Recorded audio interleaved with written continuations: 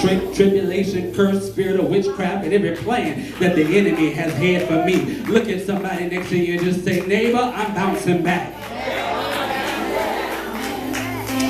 Lady Watkins, there is a song that came out years ago, and in the song, the rapper, and every now and then while I'm driving down the street, my wife don't like it that I got this convertible now, because she says to me, she says, you can't be playing some of that stuff and folk know you a pastor. And I said, that's all right, let them hear it, I'm gonna turn it up a notch. Check this out, there's a song that I played the other day, and in the middle of the song it said, back then you ain't want me. But don't act like y'all always been saved. Back then you ain't want me, now I'm hot. I knew I had some listeners up in here. Look at the text, y'all. I'm in the text.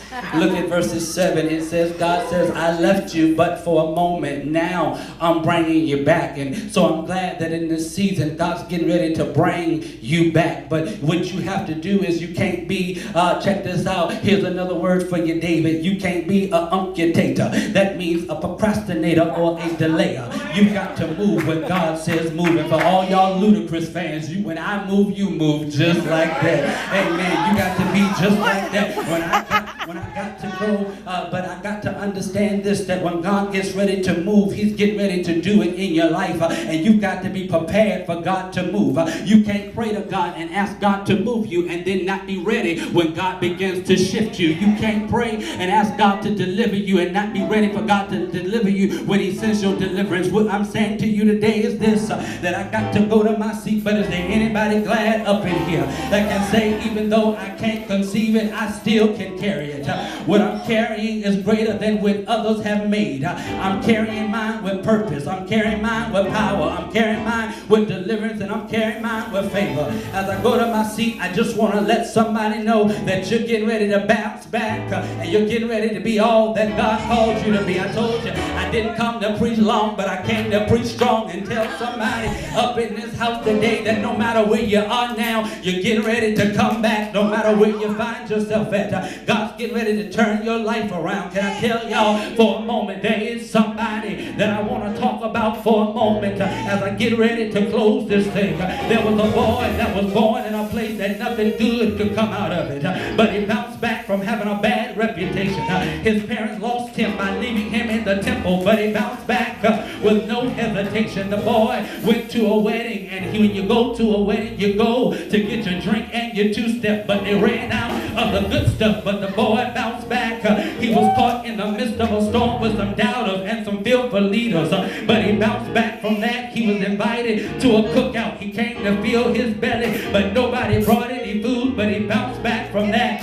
He went to dinner and sat with the very people that betrayed him and denied him, but then he bounced back from that. He went to a prayer meeting in the Garden of Gethsemane, and his prayer partners, armor bearers, and his security team fell asleep on him, but he bounced back from that. He was arrested, beaten, spit on, mocked, cursed, ridiculed, and hung on an old rugged cross, but he bounced back from that. He was hung, bled, crucified, gave up the ghost, and was buried, but he bounced back from that.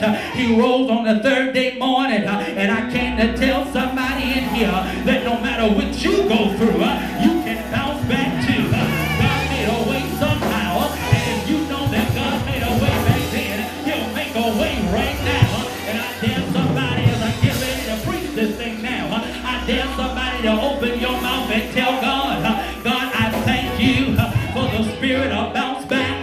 I thank you for what the enemy said wouldn't happen. God, you said would happen. Can I be real up in here?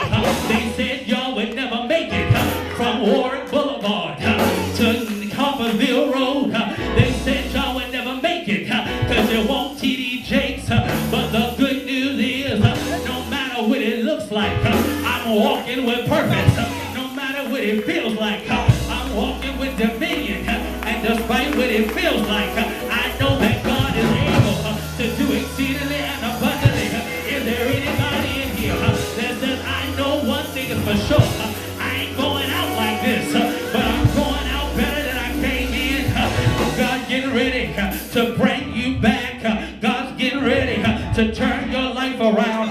God's getting ready to work it out in your favor. I'm stretching my way to my blessing and my breakthrough. Happy graduation/anniversary. But new beginnings, get ready to stretch. New beginnings, get ready to go. New beginnings, get ready to take over. I see it in the atmosphere that things are getting ready to change. Things are getting ready to come back. There's gonna be some folk that talked about you, but gonna have to come back and ask for forgiveness. I don't know nothing that's going on, but there's some people up in here that only came to watch you fail. But the good news is when they came for a show, God turned that thing around. And when they thought they were gonna see, God had to make them watch you succeed. Don't matter what it looks like, but I'm getting ready to stretch. And I want to know, is there a witness that when I stretch past what I'm going through, when I stretch past where I find myself, that God's going to do it, God's going to turn it around, God's going to work it out, God's going to work it in your favor. I know what it looks like, but thank God I don't look like what I've been through. Thank God I don't feel like what I've been through. Thank God that God's not done with me yet. Is there anybody in here that says, I'm so glad that God got his hand on me? I'm so glad that no matter what it feels like, he's stretching me. It may hurt a little bit, but he's stretching me. It may not feel a little good, but he's stretching me. It may not feel the way I want it to feel, but he's stretching me. He got to stretch me so that some folk will lose hold of me. He's got to stretch me so some folk wouldn't be able to see me. He's got to stretch me so I can get from where I am to where I belong. Is there anybody in here that can just touch your neighbor and say, neighbor, I'm getting ready to stretch. Give me some room. Get out of the way. But I'm stretching beyond where I am. Because when I stretch, there's my blessing. Where I stretch, there's my reward.